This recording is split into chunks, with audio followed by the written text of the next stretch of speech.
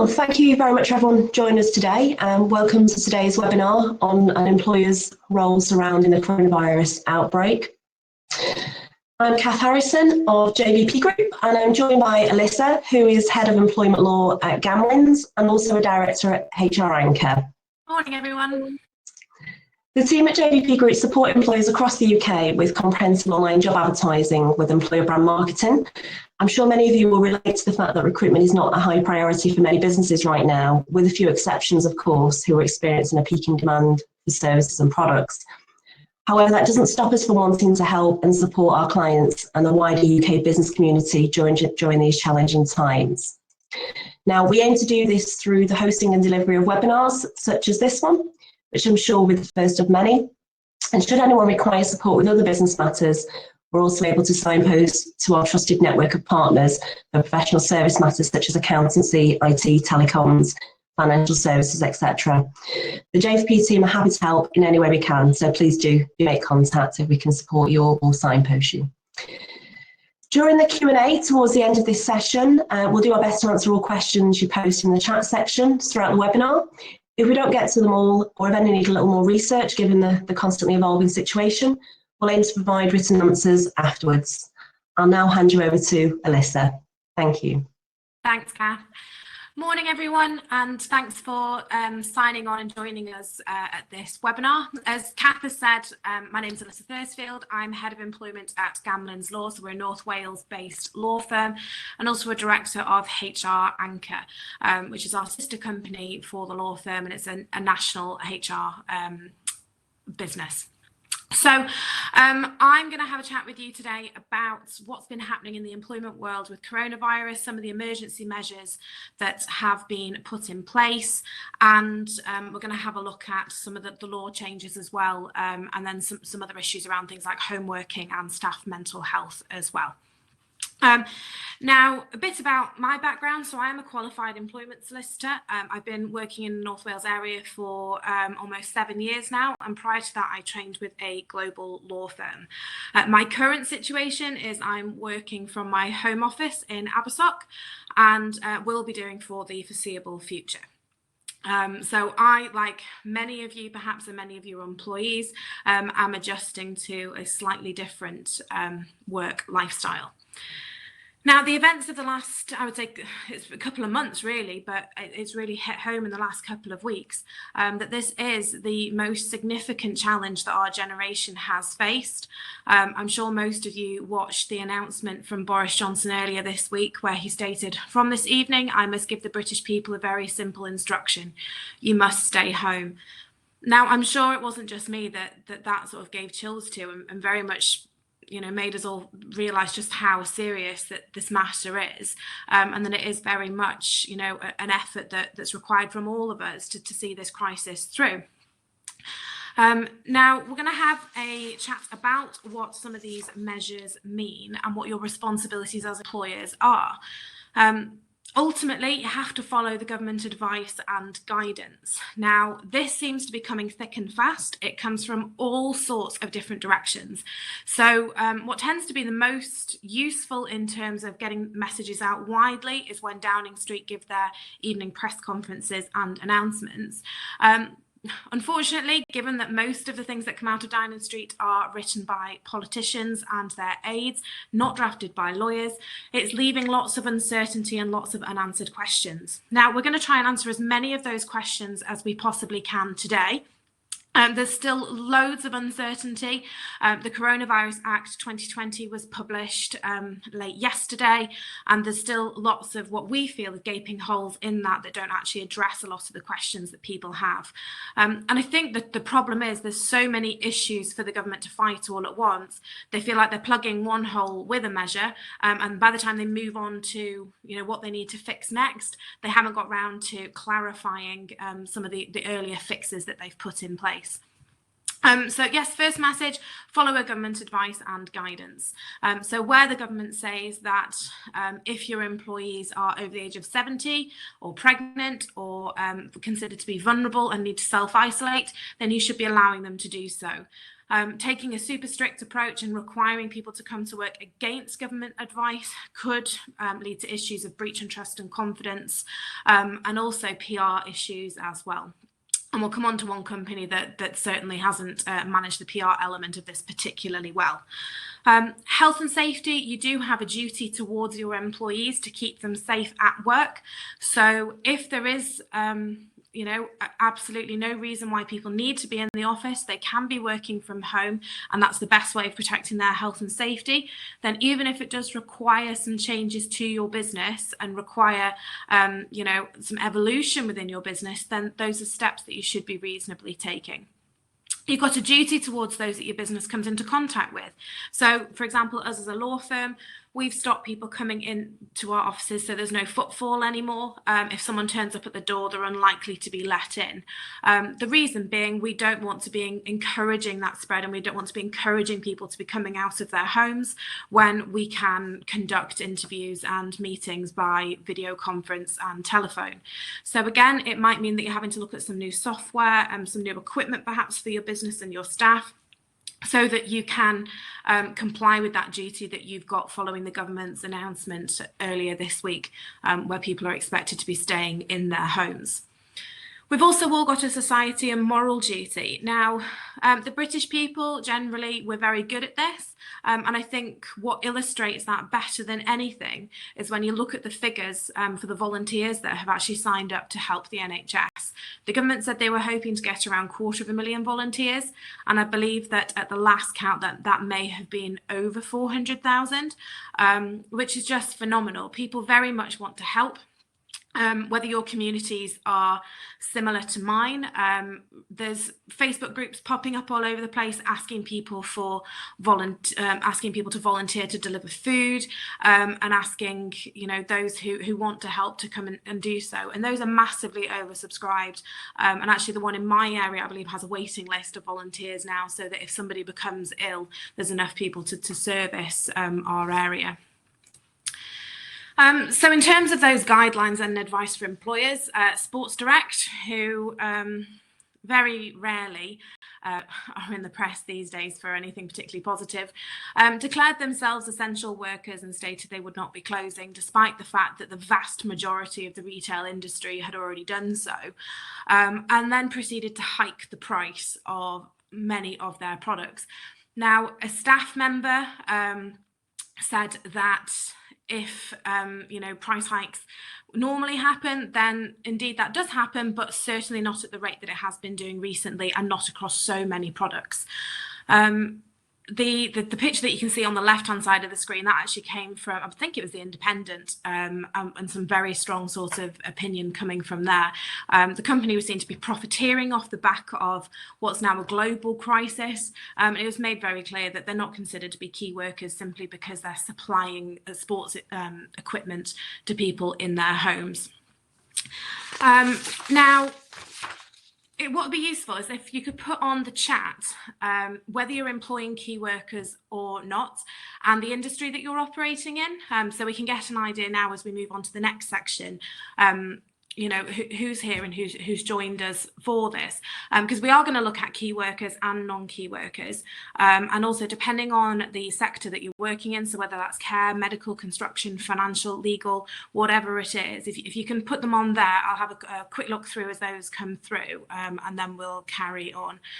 So we've got no key workers in media industry, so that's from Jean LaRue. We've got construction. Viv, who says they have got key workers. Are there any others coming through? Some good questions coming through as well. So non-key workers, geological and geophysical, non-key workers, tourism, some key workers, football, okay, health and social care, fire safety, utilities, communication. Okay, great. So key workers. Now, at the moment, the status decision is one for the employer. Now, this may be something that changes if the government decides that the employer can't be trusted to make that decision. So at the moment, they're saying that it's extremely broad, but ultimately the key of it is that if the organisation is essential to the coronavirus effort and those workers are, then they're likely to get the key worker status. So that's emergency workers, key public services, healthcare, education, local and national government, the justice system, food and necessary goods, and that also includes food production, public safety and national security, utilities, communication and financial services, and transport. So all the services and workers that are required essentially to keep the country still ticking. So the bins still need to be collected, the trains still need to run, teachers still need to be operating where they're teaching key worker children. The justice system, whilst it's had some significant changes, that to a point also still needs to operate. Our safety is important as well, so national security, so having the police service out there, paramedics, doctors, nurses. Now, Sports Direct, I would say, again, we're pushing the boundaries with this by trying to say that they held that key worker status. Now, in terms of fitting into those categories, I think actually the justice system has shown the efforts that companies should be going to adapt to this situation. So for many years now, the justice system has been trialling digitisation. There's been a lot of debate about whether hearings can be held online and telephone hearings. So for example, in the employment tribunals, you have some very limited hearings on the phone, but everything else is held in person. Overnight, the announcement started coming out that digitisation was going to be prioritised, and it's sort of been that the kick that the justice system has needed to look at this modern way of working, and trying to keep those who use the system safe by not requiring them to attend unless it's strictly necessary. So when you're making that assessment, you need to decide, are they actually a key worker? And even if they are a key worker, are they required to attend work, or can they do their job from home? So us as a law firm, we're all working from home, and those of us who are unable to work from home, they've been put onto furlough leave, but we'll be coming onto furlough again shortly. Now, there was some confusion last week with the key worker status and the issue regarding travel. So when Boris Johnson made his announcement, he gave the new guidance for when people should leave their homes. So the first one, we had shopping for basic necessities, food and medicine, one form of exercise a day, so run, walk or cycle, and should be done alone and people that you live with, and whether there's a medical need, and travelling to and from work, but only where this is absolutely necessary and cannot be done from home. Now, that fourth one, the one about travel and work, that one caused the most sort of questions. And so we're going to look at that one a bit more closely. So we'll read it again. Travelling to and from work, but only where this is absolutely necessary and cannot be done from home. Now, the question was, is it the work that needs to be necessary, for example, key workers, or is it the travel that needs to be necessary for anybody to get to work who's still working in their workplace? So, as I've said, this left significant uncertainty, and it's particularly in industries where work can't be completed from home. So, for example, the construction industry, the vast majority of people who work on the ground for those companies can't work from home. They need to be out on site and doing the practical work that they're engaged to do. Now, the clarity, believe it or not, came from some tweets that came out of the government after the announcement, and they made it clear that it's not just key workers who can travel to go to work. It's anybody can go to work, but the travel needs to be necessary. So, for example, me, I can go to work, but is it strictly necessary that I travel when I can work from home? No, it's not. So, in terms of my job, the travel would not be necessary. I should be working from home. So construction workers, the travel is necessary for them to be able to work because they have to be able to get to work in order to be able to do their jobs. And so in that example, travel would then be necessary. What we do need to consider, though, is the moral duty that we all hold, as we've touched on at the start. And the construction industry has raised lots of questions around this. So lots of large companies where they're building, for example, new office buildings or building blocks of flats, and where that work isn't necessarily time sensitive. So they're not building hospitals, they're not doing crucial repairs on railways and things and work like that, is whether those companies should still be operating in the same way that the retail industry has effectively shut down. Now, this has been a very difficult issue for me. My husband works in the construction industry. He's also got key worker status because he undertakes farm and agricultural work. And there has been so much confusion generally across the construction industry about this. I'm getting questions fired at me left, right and centre, not only locally, but from clients nationally. Because I do act for a lot of companies in our region in the construction industry who are saying, well, I've got people who work on an open air site. They can stay easily 2 to 3 meters away from each other. They're out in the open air. They're not enclosed. So they can observe the social distancing that the government has said is necessary if people are at work. And at the moment, the indicators are that that sort of work would be fine. However, where you've got several tradesmen who are all working in a close environment together, they need to help each other with materials and lifting, and are working in close proximity in closed environments, then it's likely that that sort of work wouldn't be acceptable. Now, we are expecting more clarification on this, potentially before the weekend, because of the uproar that there has been about this. I think there was some drone footage actually, possibly on Sky News this week, where they were flying drones over construction sites and actually showing how closely people are still working together and not observing the social distancing rules. So in terms of the emergency measures then, so we've got key workers, and where they work and are attending work that their children are in schools. You've got non-key workers who can work from home, and then non-key workers that can't work from home, and the measures that have been now put in place to address that. Now, the issue around the key workers has caused further complication because we haven't had much clarity on that as yet. So you've got schools that are reporting people who are non-key workers trying to drop their kids off at school. You've got schools turning away key worker children. And then there's also confusion over whether it needs to be both parents who have to be key workers for the children to be eligible to still be at school, and what the position is for single parents where they don't have that option of the additional support. And we're hoping again that there's going to be further clarification on that. It appears that most communities are just trying to muddle their way through and just support people where they can. But again, it's a very difficult situation for everybody involved in that. In terms of key workers then, so our suggestion would be, if you're employing key workers, assess why they're key workers and record and document it.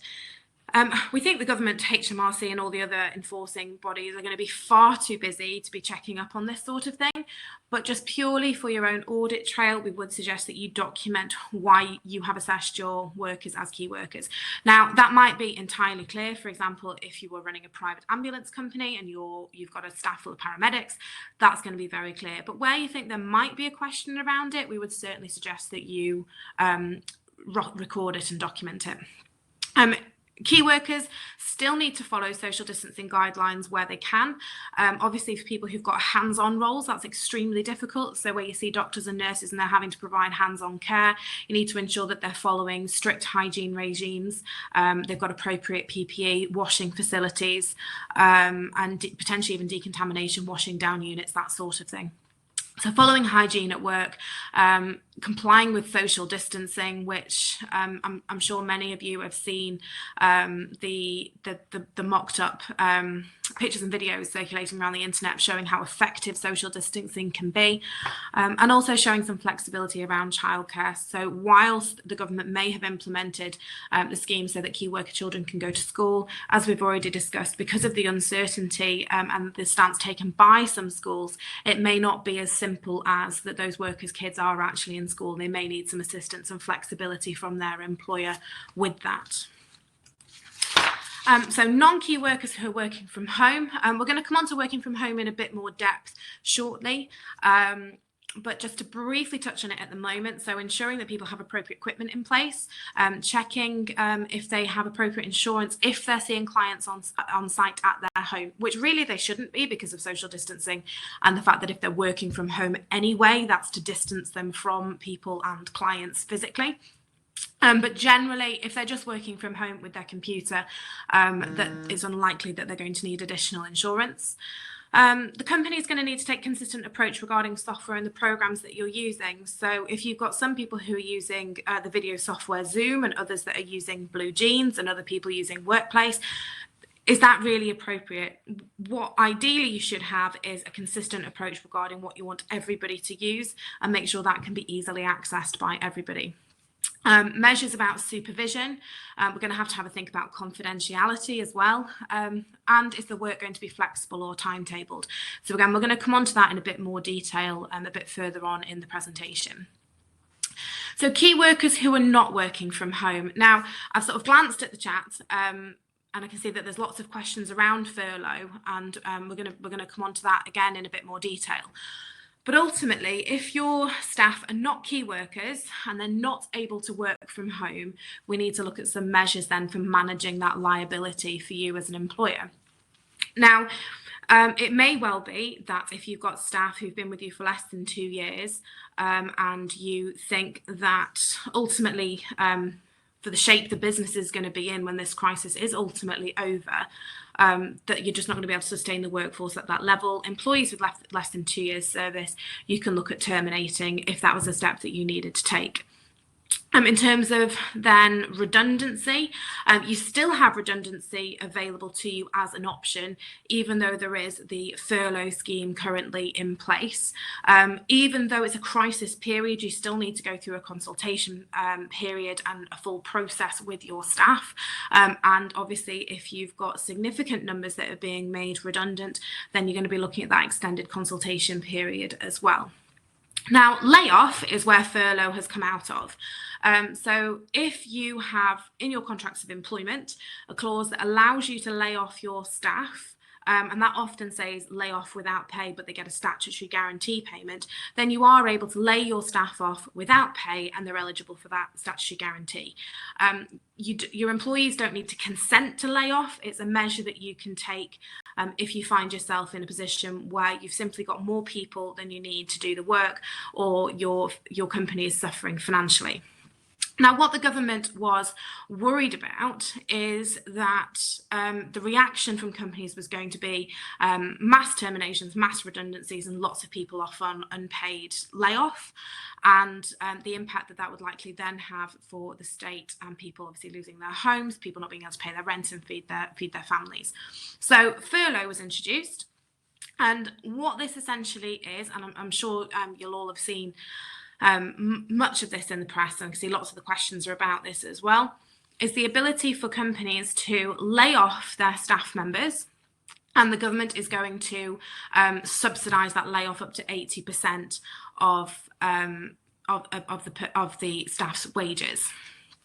Now, if we look at the furlough a bit closer, so what we've got here is what's actually on the .gov website. So eligibility is all UK businesses are eligible for this. And then just to skip to the bottom line, where it talks about cash and support and that sort of stuff. Now, we're not actually going to go into what the cash supports beyond that 80% payment are today. If you have some questions around that, we would suggest that you seek financial advice or perhaps talk to your accountants in terms of the business interruption loans and that sort of stuff. We're just going to focus on the furlough element for the purposes of this presentation. So looking at the actual text of this a bit closer then, so for furlough, you will need to designate affected employees as furlough workers. Now, my initial question is this just employees, or can we put workers on furlough as well? Now, the fact is they've chosen to use the word employee here. Whether they understood that this was going to be such a weighted term, we're not so sure, but at the moment it seems to suggest it's just employees. Notify your employees of this change, changing the status of employees remaining subject to existing employment law. So again, this is suggesting there's actually going to be a change to their status. So whilst they're employees, that their status is then going to change to that of furlough workers. It depends on the employment contract, and it may be subject to negotiation, which again would suggest it's not just a matter of being able to just place employees on furlough. Submit information to HMRC, so this is the portal that we've been hearing so much about the employees that have been furloughed and their earnings through a new online portal. The information is going to be set out. It hasn't actually been completed yet, as far as I'm aware. Ironically, HMRC aren't set up to be sending as much money backwards as they are as to receiving it. HMRC will reimburse 80%, so its companies are going to have to front load this. They're going to have to pay the salaries to start with of the furloughed workers' wage costs.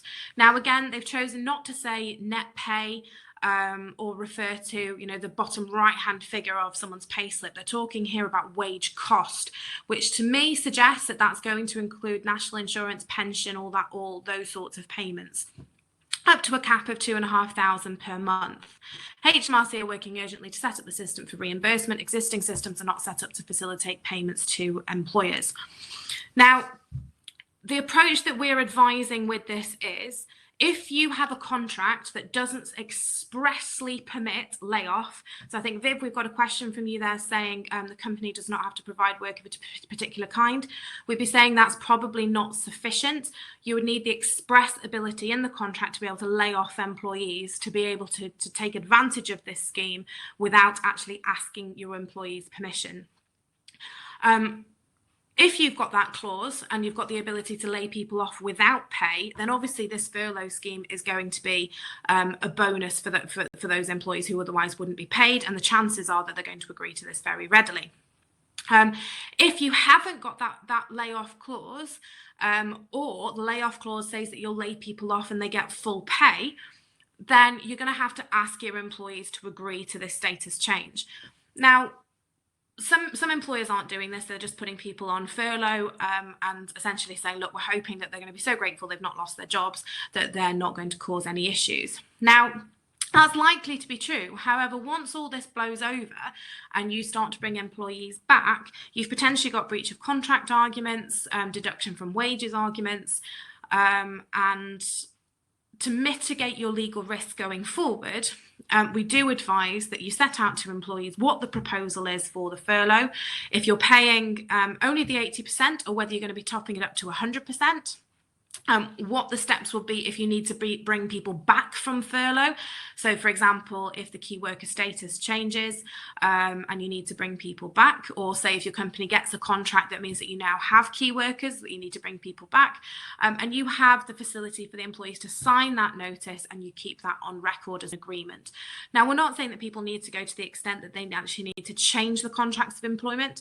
I have actually seen a company that's tried to introduce a company-wide permanent variation of their contracts to include an unpaid layoff. To be honest, that's kind of taking advantage of the situation to some extent, when you don't need something as significant as that to bring this furlough into place. So far, it seems to be that, as I've said, it's only going to be employees and people who are on the payroll. In terms of 0 hours workers, there is some commentary around 0 hours workers saying, whether they're going to take an average over what they've been working, or whether they're actually going to be entitled at all to this. We're not entirely sure yet. Self-employed would not be eligible under this scheme. However, I would suggest with the self-employed that you have a look at whether or not they are truly self-employed staff after all. So IR35, which has now been put back, has a useful test on HMRC where you can see whether somebody is truly self-employed or whether in fact they're employees. What you need to be very careful of is, if you've got a self-employed staff base, you do that assessment and you decide actually no, they are employees, they are eligible for furlough, is that you've probably opened yourself up to some backdating claims in terms of holiday pay, sick pay, and the other employee benefits. So I'd say before you make that sort of assessment and change, you definitely need to take advice from a solicitor. In terms of then with large workforces where you're looking at putting people on furlough, if you have, for example, one person in each role within the business, I know that's quite rare, but just for ease of explanation. So you have one person who's doing something operational, one person who's doing something financial, one person who's doing something with, say, for example, IT. You decide all three need to go on furlough. You don't really need a selection process. If the work that they're doing has reduced, you would ordinarily have been laying them off or making them redundant. That would seem to be enough at the moment. However, if, for example, you've got 10 people operationally and you only need to place 5 of them on furlough because there's enough work to keep 5 of them, what we're then saying is that you should go through some sort of selection process with those employees. So it doesn't have to necessarily be a full-blown redundancy process, but you would need to have a look at perhaps a selection matrix and document the decisions that you are making, and have some sort of consultation with the employees. Now, not only to cover yourself in terms of, breach of trust and confidence and contractual claims, but this is a really key time in terms of employee engagement. And if you're seen to be making sweeping decisions without engaging with your employees, that's going to cause longer term relationship issues. If the employees feel that they've been consulted, that they've been engaged in the process, and they understand what's going on, then they're more likely to buy into this process, and it'll make it a little bit easier for your senior managers as well. Now, I can see there's loads of questions coming up about this, so I'm just going to have a quick look through to see if there's any we can answer quickly. I don't want to hold the presentation up too much, so if there's any we can answer at the end, we will. So Laura, on the casual workers, as soon as we know more about this, we are going to be putting information out. So we're going to update JVP, who I think then are going to send out wider communications. So we've had a look at consultation,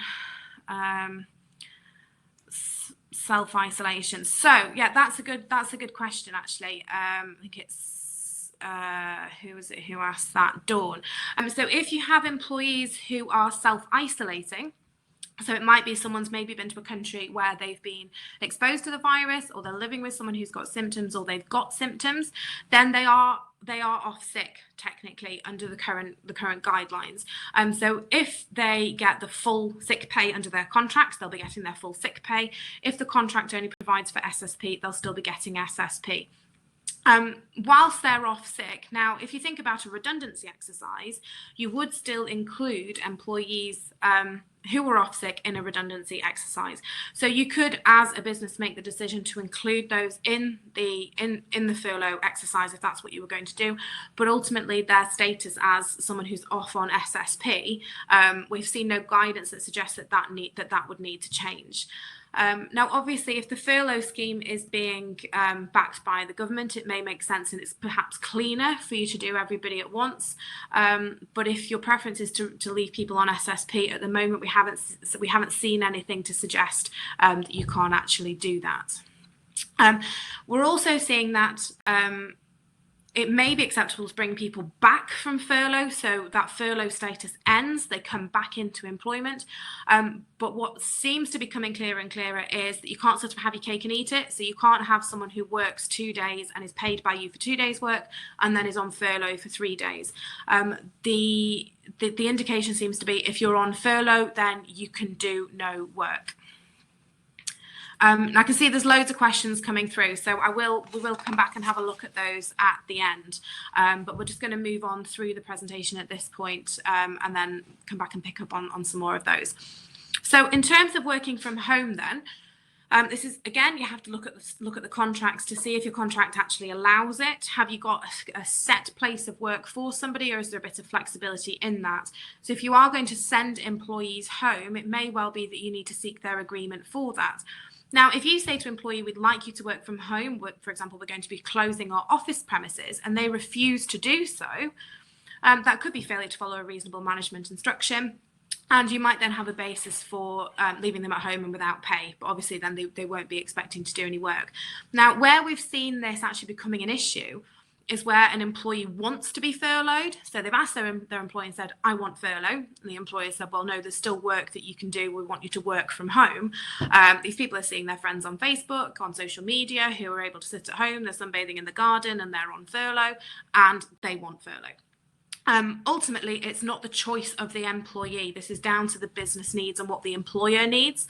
So if you've got someone who wants to work from home and they refuse to do so, it's potentially a disciplinary matter, and may also be grounds for someone to be unpaid. Alison, I'm just seeing your question. I'm going to answer that now just because it's something I've actually been dealing with this morning. You can invite people to do disciplinaries whilst they're on furlough. They're still employed, so if someone was on layoff, then they would still be subject to disciplinary procedures. All you've got to be mindful of is to make sure that you're still following a fair process. So, can a meeting be held electronically? So can you do it via an online conferencing? Can it be done over the phone? Can it be done as a last resort by them sending in submissions and it being done on the papers? And can you make sure that they get all the evidence and things like that? In terms of the risk to the employer with things like that is obviously making sure that only the people who are present are supposed to be present, so they haven't got someone feeding them information off camera or someone that you can't see. So on the working from home subject, so what is the home environment? Is it actually suitable for home working? You might have people who are house sharing, who have lodgers, who their home environment is simply not suited to working from home. Do they have a suitable internet connection? I mean, I live in the back of beyond, but even I can manage to get a quick internet connection. So making sure that they can actually do the job with the facilities available. Does their role need to change? It could be that 75% of their role can be done from home, but the other 25% can't. So having a chat with employees about seeing if they're prepared to take on some slightly different duties, if there's anything else they can do to be useful from home. Now, if you've got a contract that says that you can amend duties from time to time according to business needs, that's fine. If not, then you are gonna need to ask for permission from your employees to change that role slightly. They got the correct equipment for health and safety purposes. How are you going to supervise these employees and what are your expectations of them? Privacy. So if, for example, my managing director wants to have a chat with me and I'm on the webcam, is there suitable privacy in my home? Is he seeing things in my home that he shouldn't be? As you can see, I've got a very plain wall behind me. This is part of the house that I use for video conferencing. But, having family photos behind you and things like that, is that really appropriate? Confidentiality, again, key issues. The one big thing that we're seeing on social media, and particularly on Instagram, is people who are working from home are taking photographs of their working area, going hashtag working from home and putting it on the internet. Are they putting up other things on their screen? Are the documents visible that shouldn't be? Employees need to be very clear about confidentiality when they're working from home. And that includes keeping things secure and safe and putting things away at the end of the day, and not just leaving documents and paperwork all over their house. They're working from home, they're not working for themselves. Now, that distinction, once people start to work in their own environment, they sort of forget that Big Brother's still hovering there and that the employer's still in control. So just because they're working from home doesn't mean that they don't start work at their usual start time. It doesn't mean that they can do work necessarily the way they want to do it. It's still got to be according to your rules and procedures and the way you want the work done. Now, in terms of me, I still get up at 6 o'clock in the morning, even though I don't technically start work till 9. I make sure I go for a walk, that I'm dressed, and that my workspace is clear and I operate as though I am in the office. Should we be telling employees that if you are working from home, our rules are you do not work in bed, that you are expected to still look professional and clean and tidy, because the expectation is going to be that you have video conferences and you've still got some face-to-face contact in that sense with clients, and that you set out the parameters of what working from home should look like. One, so that everybody knows exactly where they stand, and two, so that if there are then any issues with them working from home, that you potentially have some reasonable grounds for disciplinary. Now, what I think is going to actually come out of this is perhaps some disciplinary offences that we're not particularly familiar with or that we've not really seen before. So if people do start to breach those rules that are given to them, that those would be disciplinary offences that would be dealt with as if they were in the office. If you find that it becomes clear somebody can't work from home, so for example, you're monitoring their performance, you're monitoring their output, their timekeeping's poor, they're not logging on when they should be doing, they're late onto video conferences, then that becomes a performance issue, and that you would deal with under your normal policies and procedures in terms of performance management. And ultimately, if someone can't be trusted to work from home and they can't work from the office, whether they would then end up on potentially unpaid leave. So my suggestion would be that you come up with some sort of standard that you expect from people who are working from home. So how they deal with documents, how they deal with confidentiality, how someone will be supervised. So whether you set up consistent and regular video conferences with staff, whether you have teams logging on all at once so that they feel they're still part of that team structure. So we use Workplace, which is a program some of you may well be familiar with. It's come out of Facebook, that's really user-friendly and really easy for people to use, that makes us all still feel very connected and very much still in touch. So just having a look there, we've got a question from Deborah. So what if employees want to work from home, but realistically from the employer point of view, it isn't feasible? So yeah, it's an employer decision. The employee may feel that they can or that they want to, but ultimately if you, for operational reasons, don't feel that it's possible, if they can't work from home and you can't provide work for them, then you'd be looking at the emergency measures then. So whether you want to put that person on furlough, or whether if you feel that following this crisis that's a role that's not going to exist anymore, whether you look at then termination and redundancy. Okay. So mental health and well-being. Now this follows on from working from home, really. One, we're going through one of the largest crises that the country and the world has ever seen. It's being compared to world wars. It's almost certain that there's going to be significant economical difficulties across the world after this. So you're going to have some extremely stressed and under pressure business owners. Many are facing losing their businesses. The actual mental toll of making people redundant and sending people home is quite significant. And then you've got those employees as well. The ones who were on furlough, who have suddenly lost all of their routine, perhaps lost the purpose of what their day is for and their responsibility, and are feeling very isolated at home. And those who are working from home, again, without that support structure and that feeling of isolation again. So as an employer, you are responsible for the health and safety of your employees. Mental health and well-being then is going to be something that is very key over the coming months. So be very mindful of isolation. People are going to have significant financial worries and also probably pressures at home as well. So you need to ensure people have access to support. Make sure you're looking after your team managers and touching base with those and any vulnerable team members as well. So they may be people who've been already told to isolate, who have been home for longer than those who are complying with the government guidelines this week.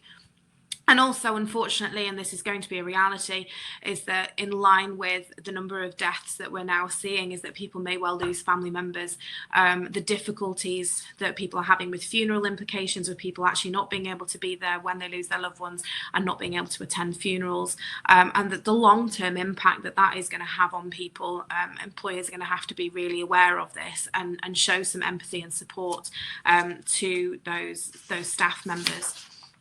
In terms of then what you can do, like I've said, there's that Workplace app that we've been using. I'm sure there's other functions that you can use. Team chat, video apps and functions to help people feel connected. Look at online training and seminars, so to mimic team events. So perhaps you put everybody on a team training or team seminar and then have a big group video chat afterwards to discuss that, compare views and what people thought about it. Perhaps look at relaxing the rules on personal emails between team members. So some companies say that there can't be any personal emails at all when they're using their work emails. And I'd say, at the moment, with people being at home and being isolated, they can't just pop to the canteen or the water cooler and have a chat with somebody in the corridors at work. And the loss of that social interaction can have a significant effect on people's mental health and well-being. So perhaps have a look at relaxing those rules. Consider access to video GPs. So this is something that can be quite reasonable in terms of financial impact for companies. If you already provide private healthcare, have a look to see if there's an add-on, to see if you can add on video GP services to assist employees with access to support if they need it. Have a look at wellbeing meetings. So again, these will be held electronically, but just checking in on people so that every time the video phone rings and that they don't think it's about supervision. It's not always about what are you doing, are you meeting your quotas, are your targets right? That actually managers are checking in just to see how people are as well. Encourage a healthy work and life balance. So have a look, what time are those emails being sent? Are people working through the middle of the night? Are they working very early in the morning? It's very easy when you work from home, and I've done that. I'm absolutely have done this, is you find it very difficult to leave your desk. You can find yourself working at funny times of the day, working extremely long hours, and find it very difficult to say, that's the end of the day, now I've had enough. So, you know, if your employees' hours are 9 to 5, it's making sure that you know, they're not working long hours and they are still having a bit of a life balance at home. I would also suggest that you tell employees that they should designate part of their home to the office. So by having an office, say, in a bedroom, that's not necessarily appropriate, because they need somewhere that's going to be their safe space at home, somewhere they can feel they can get away from work, and closing everything down at the end of the day, and where they can leave it. Rather than having something open in one room all through the evening, and feeling that they can't actually get away from work.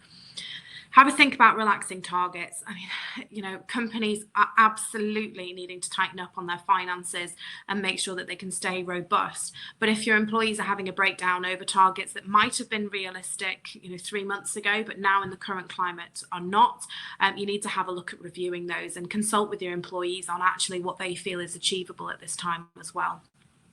And peer support and buddy systems, don't underestimate the value of these. So now with people at home, you know, whether you can allocate people a buddy or a peer support who'll check in on them, you know, once a day, they can have a personal chat that's not going to be recorded. It's never going to be fed back to work. So just employees checking in on each other. So people are working in the same environment and tying people together as well. So that's it from me in terms of the content. I think Kath's going to come back on in a moment, and we're going to have a look through the comments and deal with some questions. In terms of what we're doing to help people, we are offering 3 months worth of free support for business. You do need to sign up for us, because, you know, everyone's got to chip in and work on this together. So if we are able to help you, then we certainly can do. So thank you very much for listening. It's a very strange environment to be in. I hope you've all enjoyed it, and we'll have a work through those questions, and I'll pass you back to Kath for a moment. Thanks, Alessa. That's wonderful. Some great advice there, as I expected. I've just gone back to some of the earlier questions, actually. We have one here from Viv asking about somebody who has type 1 diabetes, and it's a key worker. They're a chemical producer of key ingredients, antibacterial soaps, hand sanitizers, etc. And just worried whether, what should we do? Should we send her home with having type 1 diabetes? So my understanding is a type 1 diabetes does place that person in a higher risk category. You know, it may well be that you want to take some advice from occupational health as well, you know, because if they are in a high risk category, they need to be ideally at home and self-isolating, and then paid either in SSP or your company sick pay. But in terms of that strict medical advice, I'd touch base with whoever advises your company in terms of your occupational health. But my understanding is, I believe, and just based on what some of my employer clients have done, is they've treated diabetes as higher risk. Okay, we have Rian. If the employee is 70 plus and self-isolating, should this be on normal pay? You only have to put them on normal pay if that's what they're contractually entitled to. So if your contracts say when you go off on sick, allow company sick pay or an enhanced sick pay for a certain period, then you pay that. And once that expires, you go down to SSP. However, if the contract just says SSP, then that's you have to pay them. You can use your discretion. So say, for example, if you're able to put a significant portion of your workforce on furlough, that your financial impact in terms of the cost of your employees has gone down, you may well take the decision then, if you want to help those that are off sick and that are vulnerable, to enhance their sick pay to assist them for a while. Okay, that's great. Thanks, Alyssa. If you're a part-timer and you're being furloughed, can you have the furlough and still work for someone else? That depends on your contract of employment again. So if your employer allows you to have 2 jobs, you can be furloughed from one and technically working in another role, because you could perhaps be a key worker as another role. However, I would just, in terms of being open and honest, I would have that conversation with your employer, because what you don't want is other employees who perhaps see what you're doing out and about or see on social media, and that causing issues. But there doesn't seem to be a reason why you can't be furloughed by one employer and have a second job. Now, what we're saying when people are putting people on furlough is that they're not permitted to work for anyone else, and if they do have a second job, they have to tell the employer straight away, so that they can bring that issue out at the start, rather than it becoming something that becomes a bit of a thorn later on. Okay, are there likely to be any sanctions from the government with regards to the furlough if 80% of pay is being covered and then this employee were to go and get a job elsewhere and obviously have another source of income? You might find that is the case. Now, if someone doesn't already have a second job and they're abusing the system, the government's already said there's going to be a name and shame system. You may well find that there's prosecutions, because if this does get put into legislation, you will be technically breaking the law. And as we've seen with Sports Direct, people aren't looking very kindly on people who are abusing this. It's the government who's, for a change, is giving us some money to help us. So if you are being furloughed and you don't have a second job, don't go get a job somewhere else just to double your income. And I'd be saying when you're putting employees onto furlough, you need to be very clear about the rules of it as well. Communication.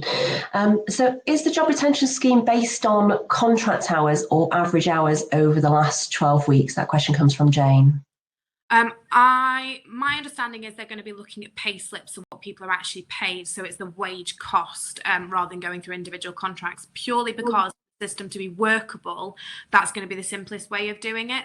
And this is why there's been that delay with the self-employed workers, is because they're going to have to look at each individual business, what their costs of running that business are, what they're paying themselves.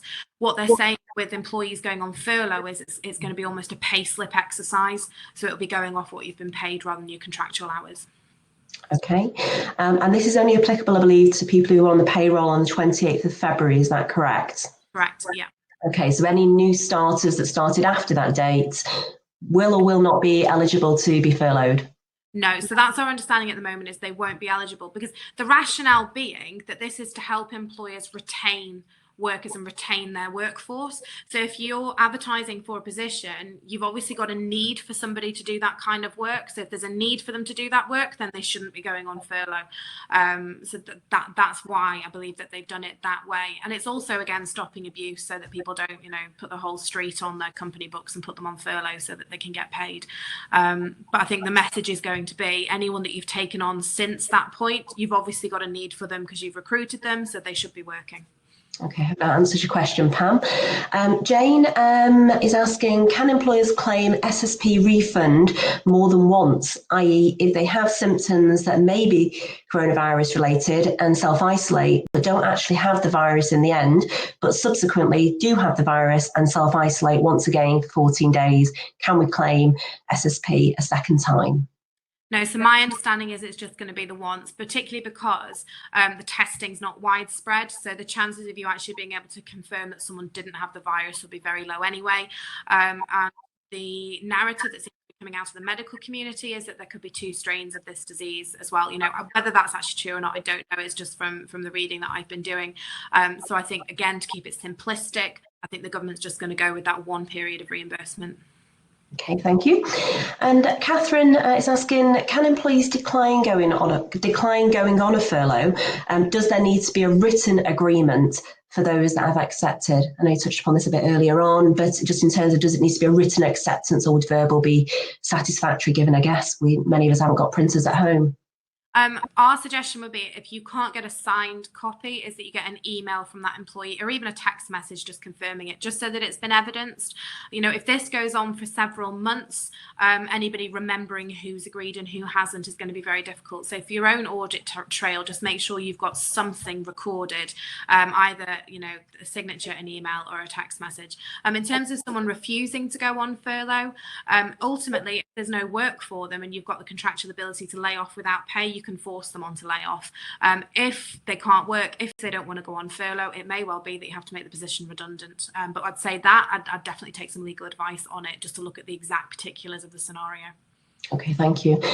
James is asking, I have a colleague who has asked to be furloughed, even though I have worked for them, but it's due to their parents being high risk. Can this be done?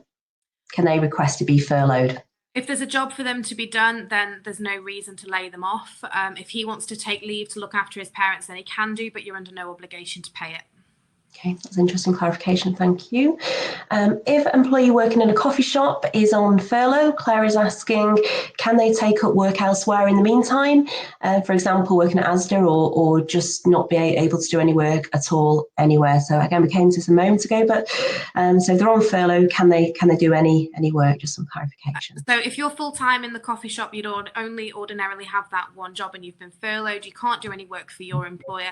If you're being paid that 80% pay and you go and try and get another full-time job, then it's likely that there's going to be sanctions for that sort of stuff. We haven't seen anything concrete yet, but it could be a breach of trust and confidence with your own employer, who's taking these measures to assist you if you then were to go and get a job somewhere else. Gemma's got an interesting one here. I know I'm certainly having a challenge at the moment with a 4-year-old running around the house who I've sent out for a walk with a father.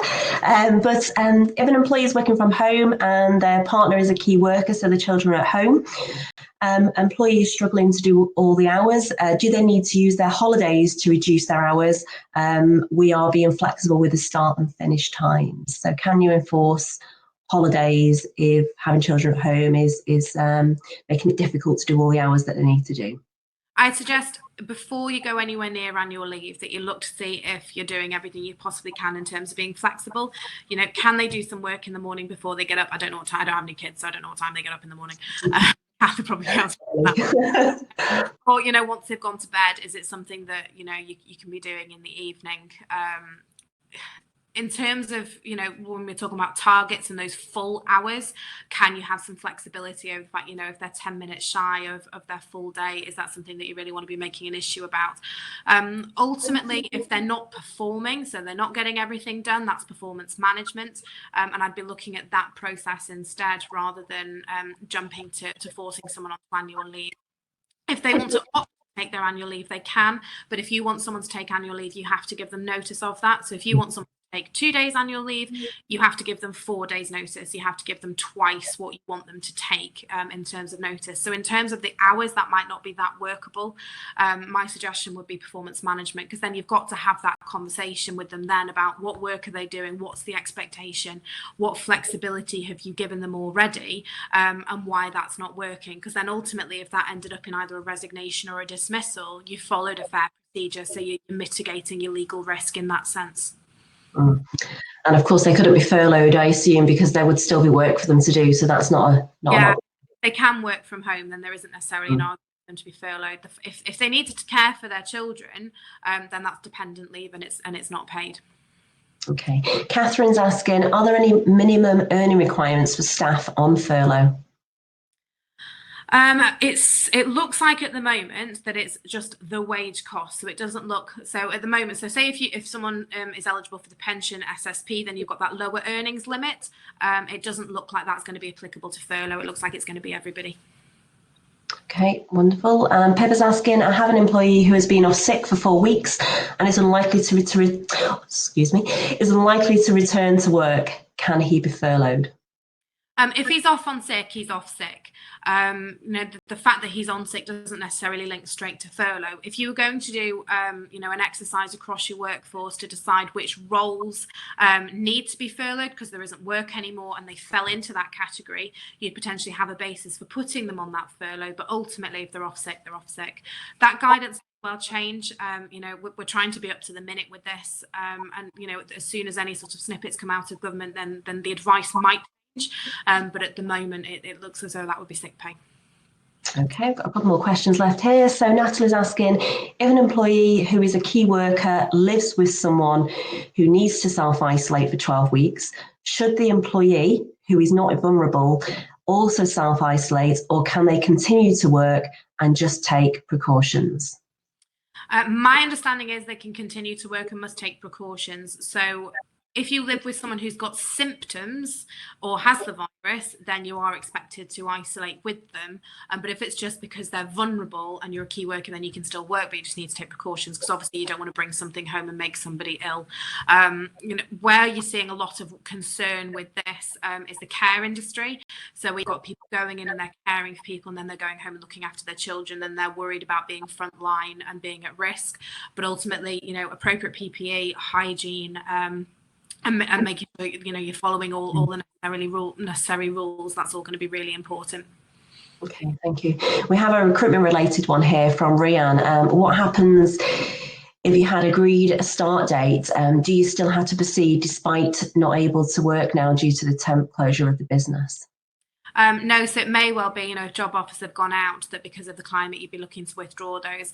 If somebody hasn't actually started yet, they've not signed their contract of employment, you wouldn't even necessarily need to give notice or pay out a notice period either. If you have signed a contract of employment and you don't want somebody to start, if the notice period, a contractual notice period is more than a week, would say take legal advice on that. If the contract is just statutory notice, you don't need to give notice for anybody within that initial period anyway, so you would be able to terminate. You just need to be very clear on the reasons and definitely write to them to tell them why, because what you don't want is, for example, say if you had a disabled person who'd been granted the job, you turn around and say, actually, we're not going to proceed anymore. You don't want them saying, oh, well, it's because you found out I've got a disability or another protected characteristic and withdrawn the job. You need to be very clear. Look, it's the financial climate. We're not taking people on at the moment, so that people understand what's going on. Clarification with it. Rachel's asking, will I still accrue annual leave in this furlough period? The indication is yes at the moment, purely because furlough is based on the layoff structure that has already been in place for businesses. So they will be continuing to accrue annual leave. That's depending on how long this lasts. I mean, the initial furlough limits has been set up for 3 months at the moment. That's still quite a lot of annual leave that's going to be accruing during that period.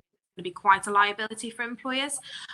So unless we get guidance to the contrary, the safest position is assume that it is accruing and make a plan for what happens when furlough ends. So it might be that you give people notice and say, you're all going on holiday at this time, you're all going on holiday at this time, and get rid of that liability and manage that process when people come back. Fantastic, thank you. Well, thank you all for joining us over the last hour. And there are a few questions we haven't quite got to, and it seems that we have covered most. As Alyssa mentioned earlier, we will look to gather up any further guidance that comes through and any of the questions that haven't been answered and get some communication out over the next week. We will be running further webinars on topics around sort of HR and business matters over the coming weeks and months. So if you joined our mailing list to receive alerts about those webinars, we'll be sure to keep you informed. Thank you all for joining us today. I hope that's been of use. This has been recorded and we will be sending the webinar out to you in case you want to have a colleague listen or if you want to listen back yourself as well. So thank you very much for joining us today. Thank you. Thanks, everyone.